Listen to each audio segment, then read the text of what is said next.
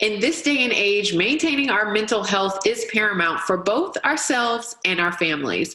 Today, we're joined by Amanda Lynch, author and founder of Rethinking Resiliency, LLC, for her best tips on maintaining mindfulness. Hi, Amanda. Hey, good morning. How are you? I am well. So this is so important. I think something that we're all working toward in this day and age. And I think we have to start with what is mindfulness and how do we maintain that in the midst of the health concerns going on, as well as stress related to current events happening around the world?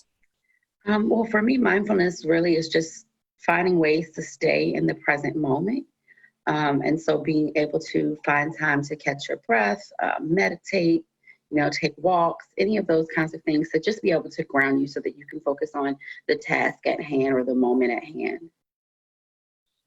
Absolutely. And as we were discussing before we got started, suddenly our work environment and our home life became one. Everything is all in one place, and we're trying to work with our families to also kind of help them through the additional stresses that we find ourselves under. So how do you introduce the aspects of mindfulness to your families and find ways to continue maintaining that day to day? Well, I think for me, one thing I had to learn, I have 4 kids. They are 3, 6, 14, and 21. And so things can be a little hectic in my life, especially now with this global pause and the time that we're spending working at home. So really setting some realistic expectations for myself. Sometimes my 3-year-old might be on a Zoom call with me. Sometimes I might have to adjust my schedule around their school schedule. And so one is really establishing like some important boundaries, ways to balance my schedule. I'm building in breaks. And so my girls and I will often go outside during the daytime in between meetings and activities to maybe take a walk with the dog or to do some things in our garden.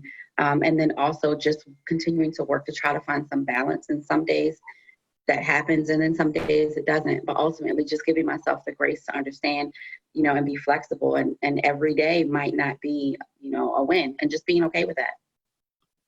Definitely. That is the key. Sometimes you just got to say, hey, you know what? We'll try again tomorrow. Well, when we initially talked, you were back on the show a couple months ago talking about Breathe, Baby, Breathe. And one of the very interesting things about that was the concept of breathing, while we were trying to teach that to infants and toddlers, was really the key first step for us as adults as well. So as we look forward, even now, what are some things we can do with children, especially ranging in age, that would help them to be able to practice mindfulness? So I've introduced these strategies to my youngest daughter, especially almost from infancy. And 3 years later, she's finally starting to do many of the things on her own without prompting.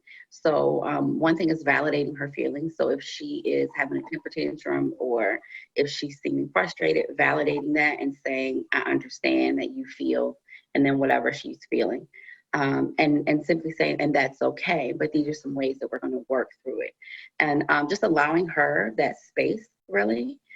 Continuing to model breathing strategies for her. So one thing that's big with her and my 6-year-old, will put a teddy bear or a stuffy, as they call it, on their belly. And as their breathing goes up and down, ebbs and flows, we talk about how the stuffy is riding a wave. And so it's really a way for them to recognize that they control their breathing and to also understand how their breathing is associated with feeling. So that's always the thing that I would recommend, not just for infants and toddlers, but even adults, is to recognize how you're feeling and what that feels like in your body, where you might be holding on to that stress or frustration or tension in your day, and really finding ways to work through that. Absolutely. And you've got some incredible books that really help work through the sense of mindfulness, especially for children. Give us the names of those books one more time so we can make sure we look those up. So the first one is The Mindfulness Room, and that book is designed for kids, I'd say probably 7 to 12. And then for younger kids, it's Breathe, Baby, Breathe. And then I have a journal that will be coming out in the next week or so. That's just 5-minute steps that kids can do with or without an adult. I've had a lot of parents during this time ask me, so what can I do? Like, what can I give them? And so I came up with a 5-minute journal for mindfulness for kids. And so, all of these books are available on Amazon, Barnes and Noble, and pretty much any online retailer. And it walks you right through how to start to develop your own mindfulness practice to then be able to give that to your students or your family. Well, I think we all can take advantage of that, regardless of age, regardless of stress level, regardless of circumstance. We can all take advantage of mindfulness practices. And we thank you for being with us today. Thank you so much. To learn more about Amanda Lynch and her incredible books, we'll post a link to our website, WTVR.com/VTM.